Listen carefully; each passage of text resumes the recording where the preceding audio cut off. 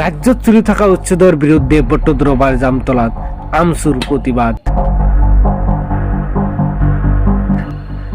মুখ্যমন্ত্রী ডক্টর হিমন্ত বিশ্ব শর্মার প্রতিমূর্তি দাহ করি বিভিন্ন স্লোগানের প্রতিবাদ সাব্যস্ত। ভূমিহীন পরিয়ালক ভূমিপট্টা প্রদানের দাবিত এই প্রতিবাদ। আমসুর দাবি মুসলমান মানুহক অত্যাচার বন্ধ করক, উচ্ছেদ করা পূর্বে সংস্থাপন দিয়ক। আমসুর কর্মীর ভাষ্য আজিৰ পৰাই টেইলাৰ আৰম্ভ হৈছে।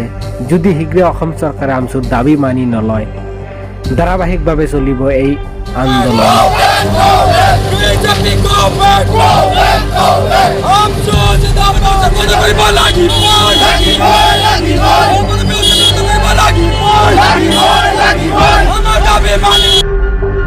আমসুৰ কেন্দ্ৰীয় সমিতিৰ নিৰ্দেশ মৰ্মে গোটেই অসমৰ লগতে আমি নগাঁও জিলা সমিতিয়েও বটদ্ৰৱাত আমি অসমৰ মুখ্যমন্ত্ৰী প্ৰতিকৃতি দাহ কাৰ্যসূচী ৰূপায়ণ কৰিছোঁ।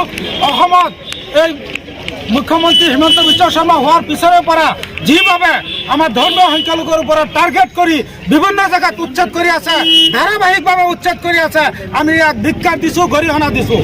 আমি এটা কথা স্পষ্ট কৰি দিব বিচাৰিছোঁ, উচ্ছেদ কৰক, বৈধভাৱে উচ্ছেদ কৰক, অবৈধভাৱে উচ্ছেদ কৰিব নালাগে। যদি চৰকাৰৰ মাটি চৰকাৰৰ লাগে তেতিয়াহ'লে উচ্ছেদ কৰক, মাটি লওক, আমাৰ কোনো আপত্তি নাই। কিন্তু আমি দেখা পাই আছোঁ এনেকুৱা এটা পৰিৱেশ সৃষ্টি কৰি আছে, বিশেষকৈ ধৰ্মীয় সংখ্যালঘুসকল য'ত আছে তাত উচ্ছেদ কৰা আৰম্ভ কৰিছে।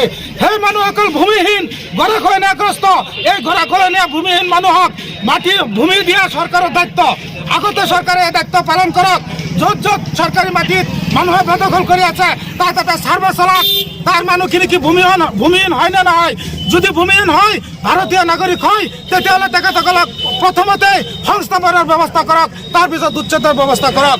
আজি ধাৰাবাহিকভাৱে যোৱা পৰহিও আপোনাৰ বাঘবৰত উচ্ছেদ কৰিছে, সিদিনাখন বটদ্ৰৱাৰ বিভিন্ন জেগাত উচ্ছেদ কৰিছে। আমি অসমৰ মুখ্যমন্ত্ৰীক এই হিটলাৰী আসন বন্ধ কৰিবলৈ আমি আহ্বান জনাইছোঁ।